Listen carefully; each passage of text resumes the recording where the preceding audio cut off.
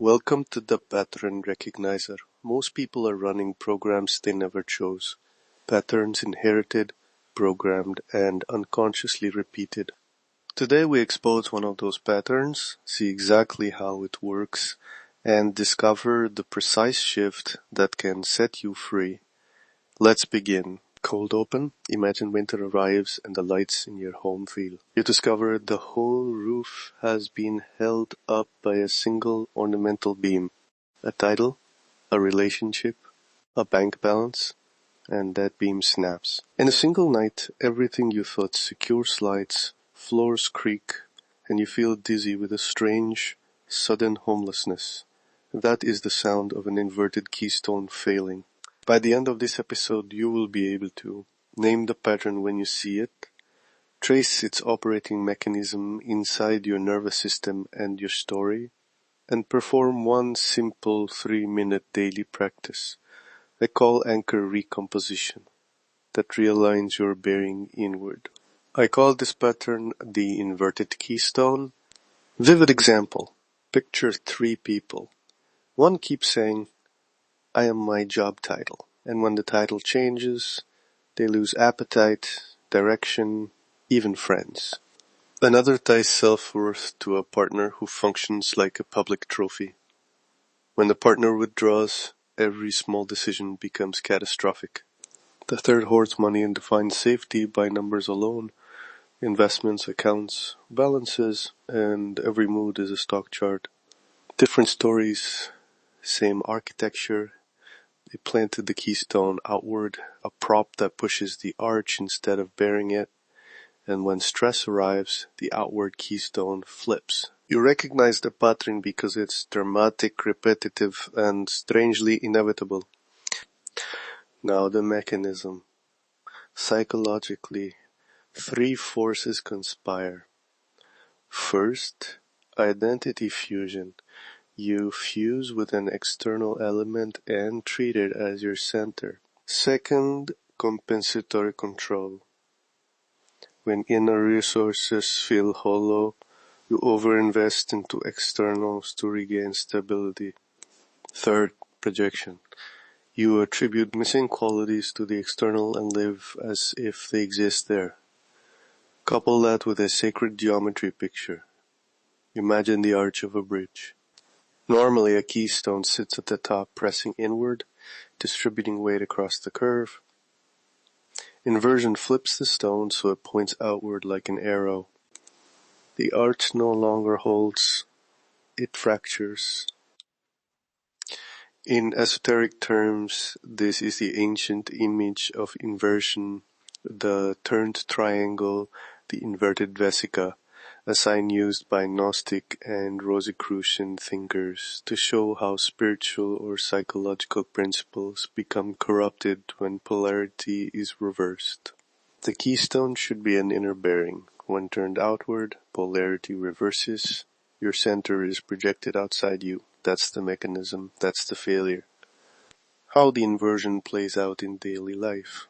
In abundance, it means chasing a number until your sense of enough dissolves.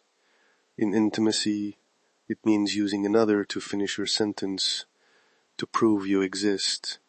In creativity, it means performing to an imagined audience, rather than answering the inner necessity to make.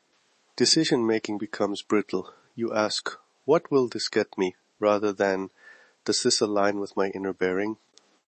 Externals hollow systems because they were never intended to hold the inner weight. The outward keystone demands constant validation. It consumes attention and collapses under novelty, pain, or loss. Small patterns, big transformations.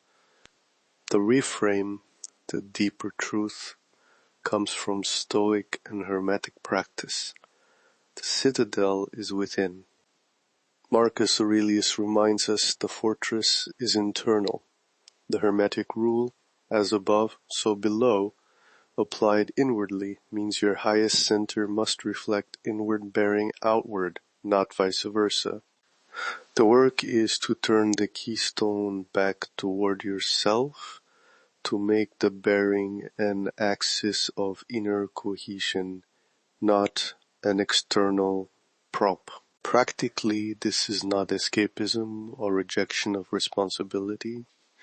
It is disciplined interior engineering. You cultivate a capacity to bear discomfort, to measure worth by internal criteria, and to redistribute pressure across a resilient inner arch. Return to the center you were born to architect your life, not inherit it.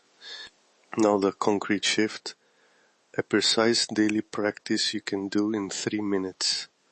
I call it anchor recomposition. It has 3 steps: posture, breath, and inward keystone alignment. Step 1, posture, 30 seconds. Stand or sit tall, feet grounded, spine aligned. Imagine a central pillar rising from your pelvis to the crown of your head. Shoulders relaxed. This is your axis.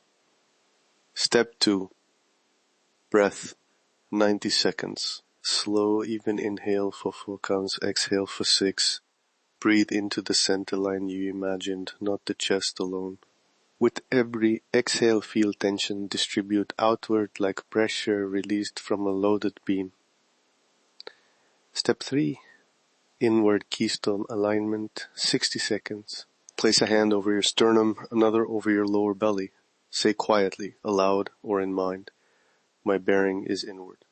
Visualize a small geometric keystone oriented toward you, its point pressing gently into your center, distributing weight in all directions.